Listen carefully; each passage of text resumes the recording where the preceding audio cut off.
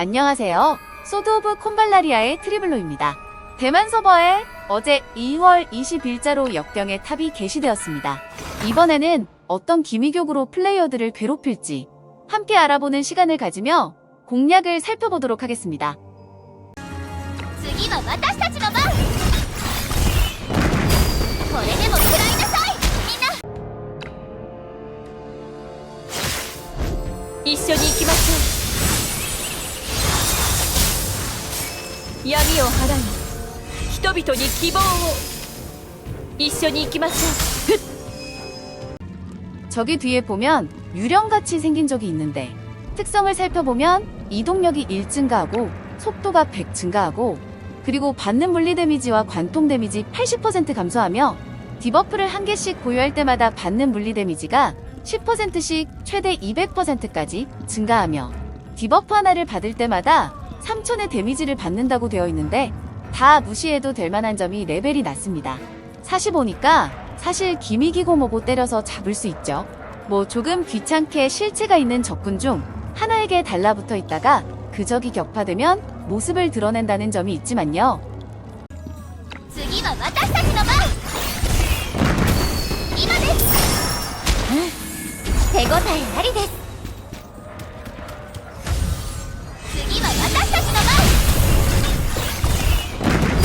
今です。みんな私の後ろに。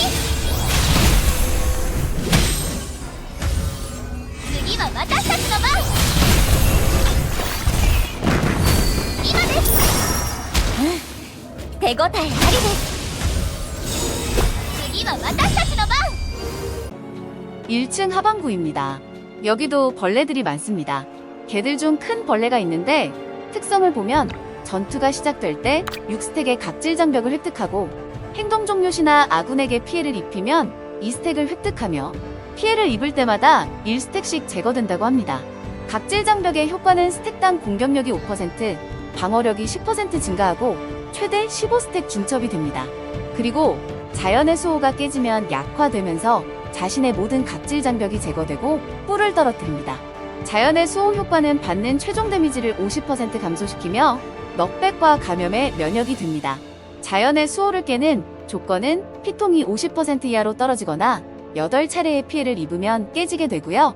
사실 이것도 마찬가지로 레벨이 낮아서 힘으로 격파하면 됩니다. 어렵지도 않고요.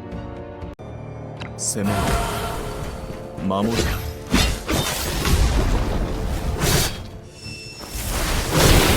まだ終わってないぞ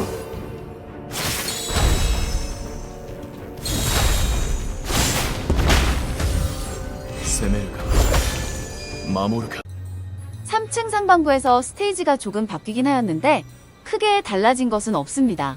적은 45에서 50레벨이 되었을 뿐이고 적의 숫자가 조금 더 늘었을 뿐입니다. 여전히 쉽게 클리어됩니다. 협력호응 스킬이 추가되긴 하였지만 신경 쓰지 않아도 됩니다.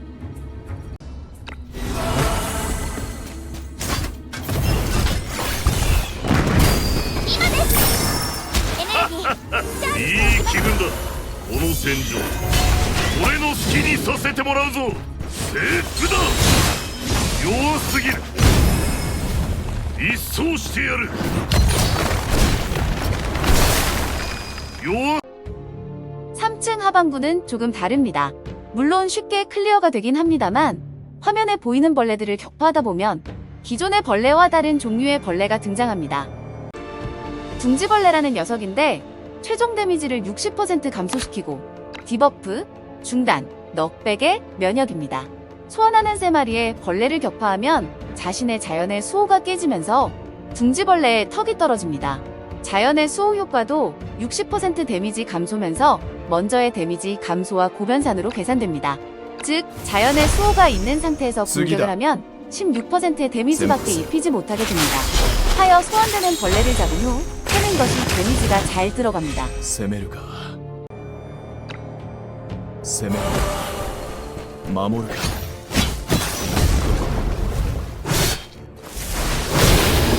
まだ終わってないぞ次だいいだろう攻めるか守るか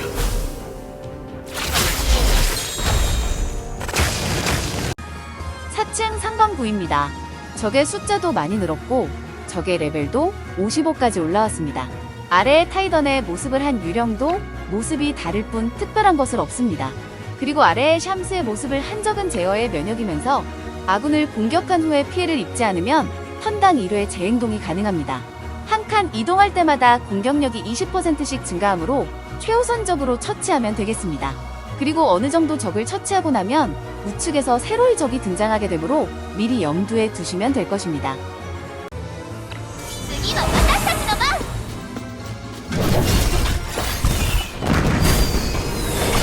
これでも食らいなさい。隙あり。ありがとう。チャージしておきます。私に続け。ありがとう。いい気分だ。これがみんなの決断です。終わらせましょう。このまま行きます。信じています。この戦場俺の好きにさせてもらうぞ。いい気分だ。弱すぎる。採血だ。一掃してやる。採血だ。次は私たちの番。今です。終わらせましょう。みんな私の後ろに。いい気分だ。私に続け。 4층 하반부입니다. 마찬가지로 화면에 보이는 적을 다 처리하고 나면 다른 종류의 벌레가 등장합니다. 길이가 긴 벌레의 머리와 몸통, 그리고 촉수들로 피통을 공유하는 하나의 적이라기보다는 여러 마리의 적으로 인식하시면 될 것입니다. 특성을 보면 빈사 상태가 되었을 때 범위 2칸 내에 위치한 아군에게 120%의 피해를 입힙니다. 같은 적군이 격파되면 가장 가까운 아군에게 자신의 생명력의 20%에 해당하는 데미지를 1회 입힙니다. 그 기준이 되는 피통이 13만에 육박하므로 데미지에 유의해야 합니다.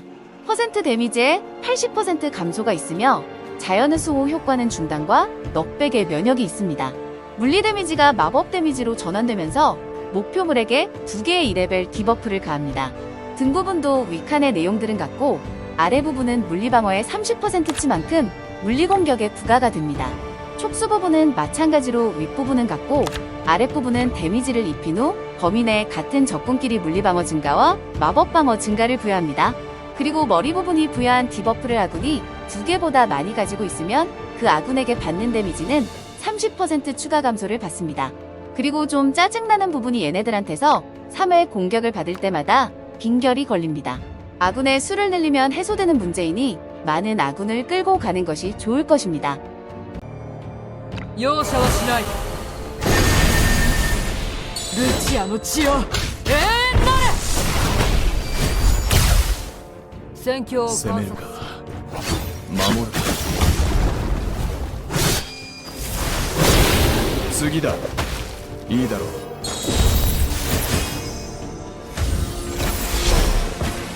容赦はしない。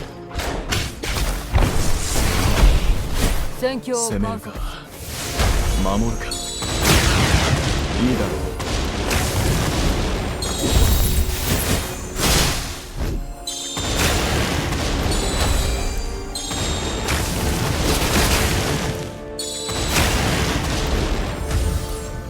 容赦はしない。ルチアの血を永遠なれ。反撃だ。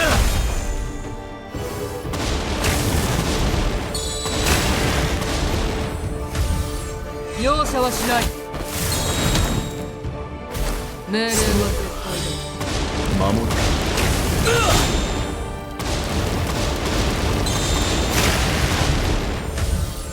容赦はしない。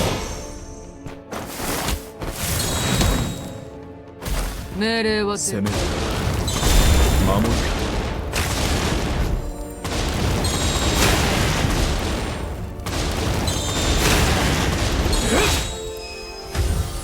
容赦はしない。守るか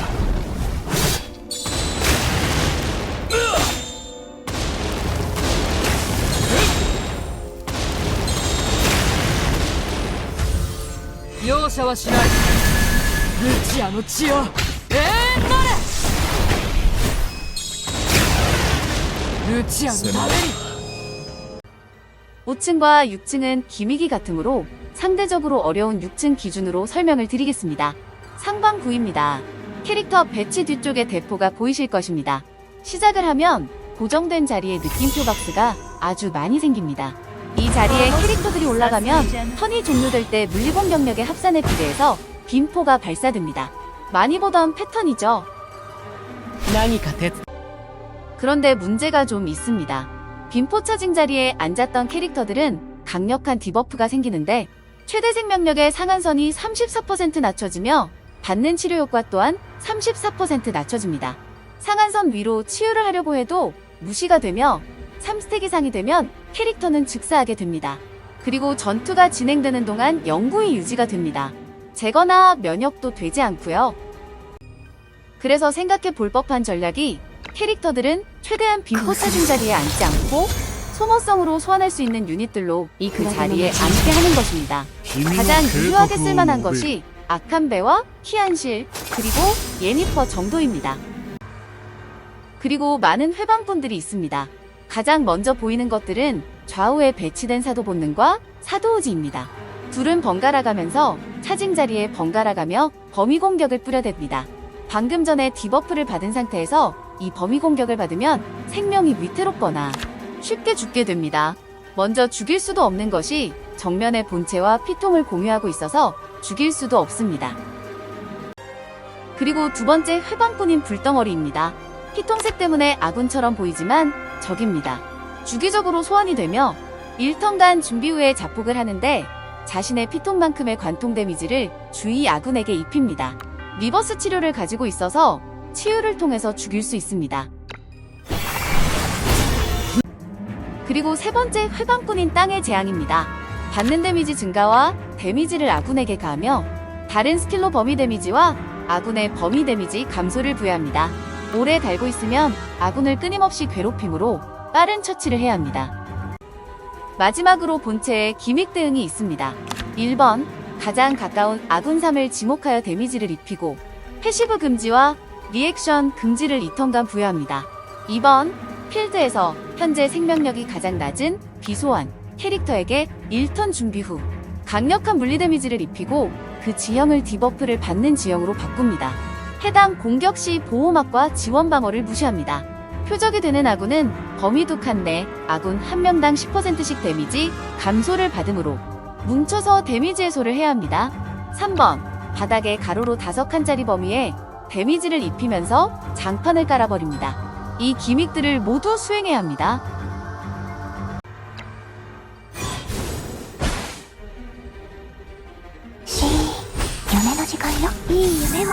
レオイ You've crossed the wrong sorceress. すべては私の手のひらも好きだらけね。私たちが探しているものは何か。君の計画を述べる。押し付ける。木を見て動こう。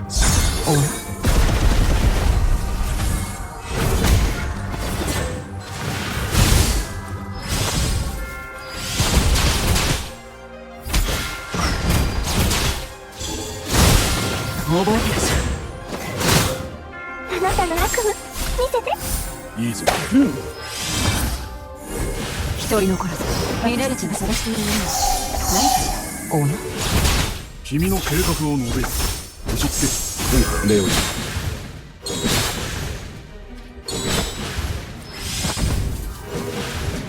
木を見て動こう。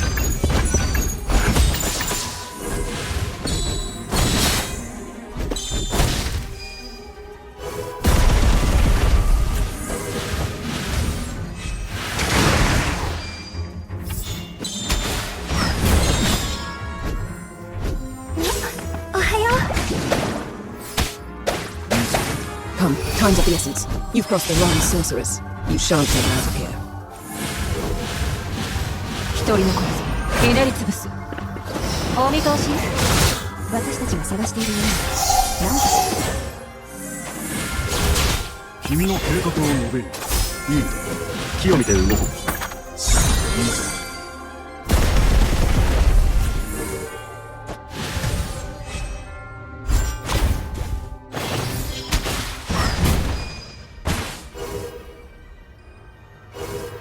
なたの悪夢見せて。いい夢を。レオン On. You've crossed the wrong sorceress. 一人残り。ひねり潰す。屈服なさい。私たちが探しているものは何かしら。君の計画を述べる。落ち着け。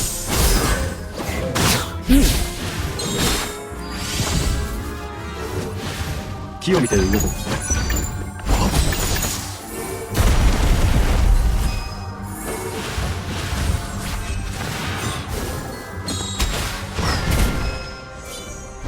あなたの悪夢見せて。起きていいなんて言ってない。 Retreat, and you may still live. You've crossed the wrong sorceress.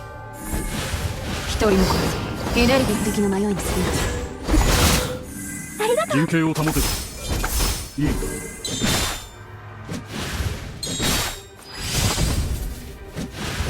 木を見て動こう。友人の数助けろ。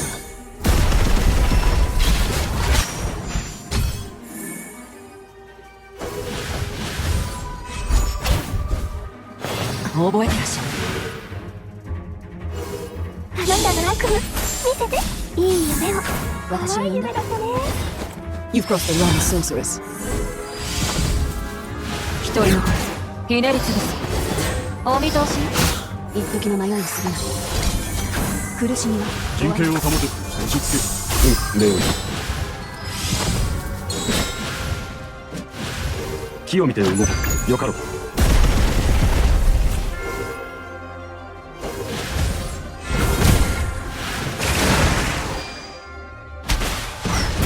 足が速くてよかった。傘をいじめちゃダメなんだからね。レオン This ought to help. You shan't get out of here. You've crossed the wrong sorceress. 一人残り。ひねり潰す。屈服なさい。一時の迷いに過ぎない。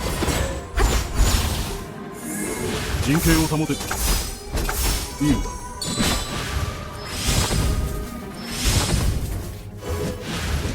木を見て動こう。友人の数確認しろ。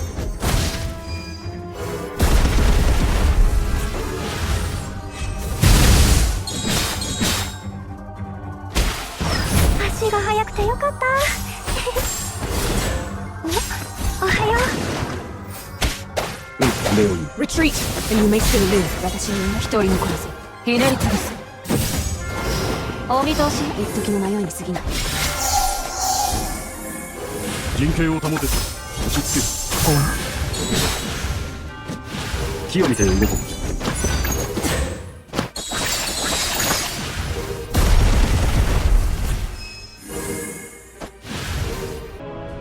う。 5층과 6층 하반구도 마찬가지로 기미기 같으므로 6층 기준으로 설명하겠습니다. 적이 하나뿐이므로 이 적이 어떤 기능을 가지고 있는지 특성을 살펴보겠습니다. 첫 번째 칸부터 보겠습니다. 강인을 보유하고 있어서 피통에 따른 데미지 감소가 없으며 퍼센트 데미지를 95% 감소시킵니다. 그리고 낙사를 시키면 생명력의 5%만 잃습니다. 억제를 가지고 있어서 금지 계열 디버프에 면역이 있습니다. 불굴 금지도 포함이고요. 강제 이동이나 차단에도 면역입니다. 받는 데미지 증가류의 디버프는 30%만 적용됩니다. 두 번째 칸도 보겠습니다. 자연의 수호를 잃어버릴 시에 자신의 체력을 5% 소모해서 다시 자연의 수호를 획득합니다. 전투 시작 시 자연의 수호를 9스택 획득하며 그 효과는 능력치 디버프에 면역이 되며 스택당 방어력을 300씩 획득하고 최종 데미지를 6%씩 감소시킵니다. 매턴을 마칠 때마다 1스택씩 제거되며 최소한 1스택은 유지가 됩니다. 그리고 받는 퍼센트 데미지가 90% 추가 감소를 하기 때문에 퍼센트 데미지는 들어가지 않는다고 보시면 될 것입니다.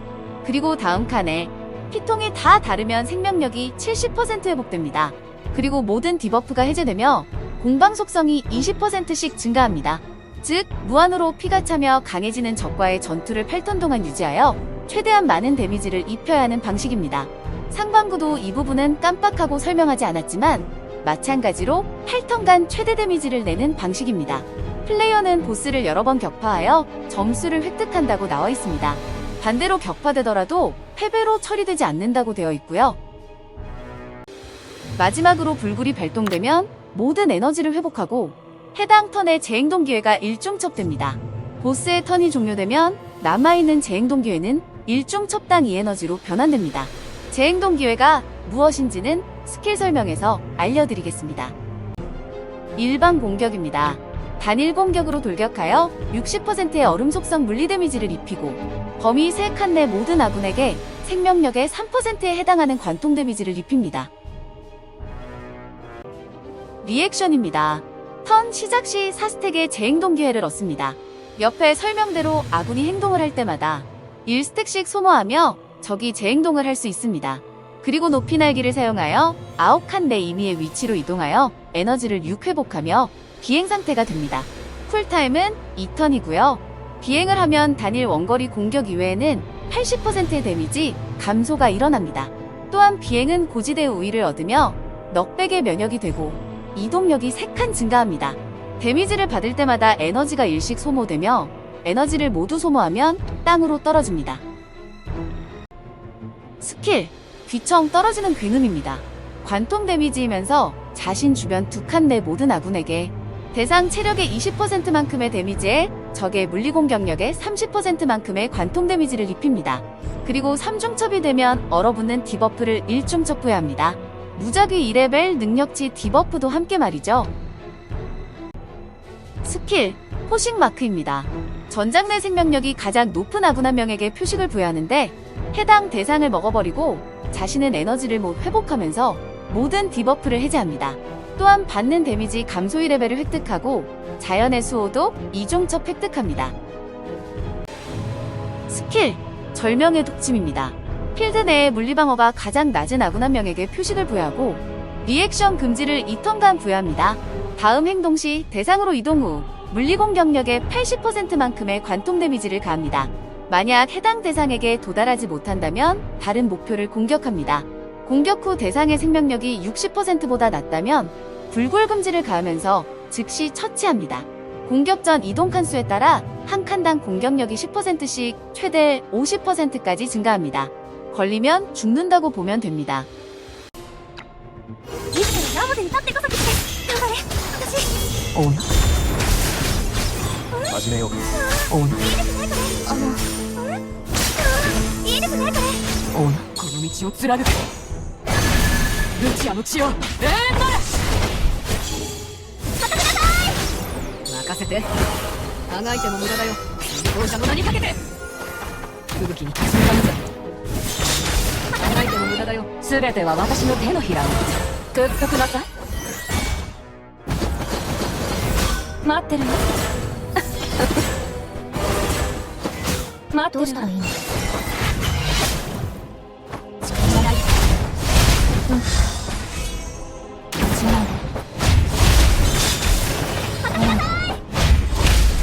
ラボで歌ってこそ騎士です始めようか。私の答えだ。時が来た。オーナいいですねこれ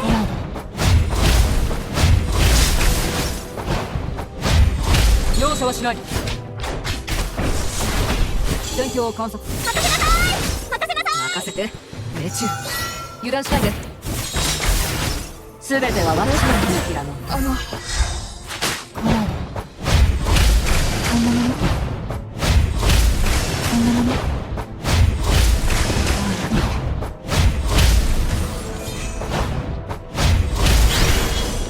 自らラボで歌ってこそ騎士ですあと2歩始めようか。時が来た。容赦はしない刺激必中戦況を観察命令は絶対だ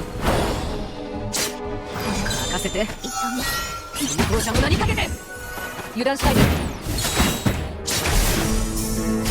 応援中全ては私の手のひらのあがいても無駄だよ中安らかに眠れ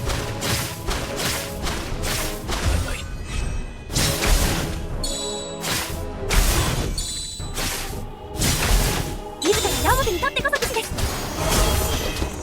心に留めておこうもう準備はできている。容赦はしない。先行任せて。信仰者の名にかけて。全ては私の手のひらの。あがいても無駄だよ。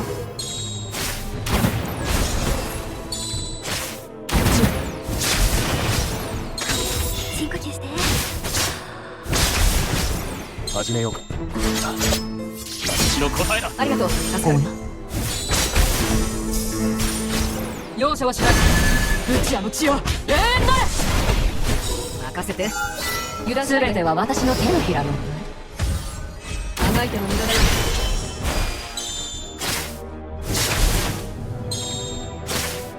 自ら矢面に立ってこそ騎士です。始めようか。時が来た。心に留めておこう。容赦はしない。ルチアの血を永遠なれ。戦況を観察する。命令は絶対だ。任せて命中。ありがとう。助かる。目標すべては私の手のひらの。お見通し。あがいても無駄だよ。命中。力の限りやってやる。安らかに眠れ。あがいても無駄だよ。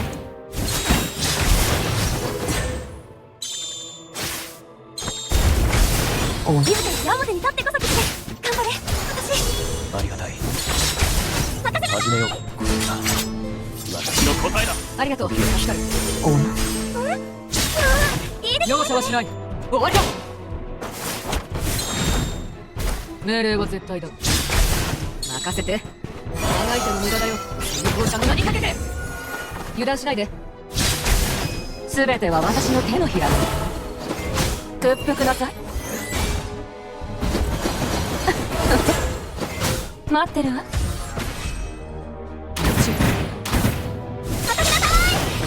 あがいても無駄だよ。自ら矢面に立ってこそ騎士です。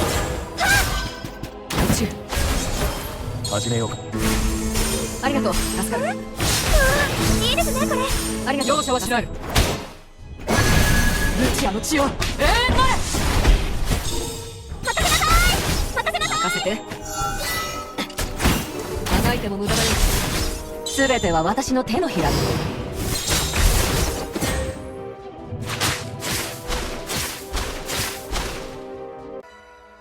그렇게 모든 스테이지의 기믹을 함께 살펴보았습니다.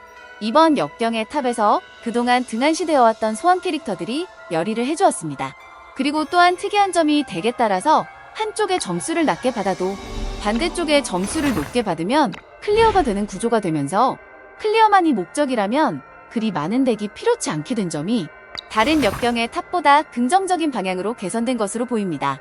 비록 한국 서버 기준으로는 2차례 앞에 역탑이 되겠지만 재미로라도 시청해주신 분들께 감사의 인사를 올립니다. 다음 영상으로 또 찾아뵙겠습니다. 소드 오브 콤발라리아의 트리블로였습니다.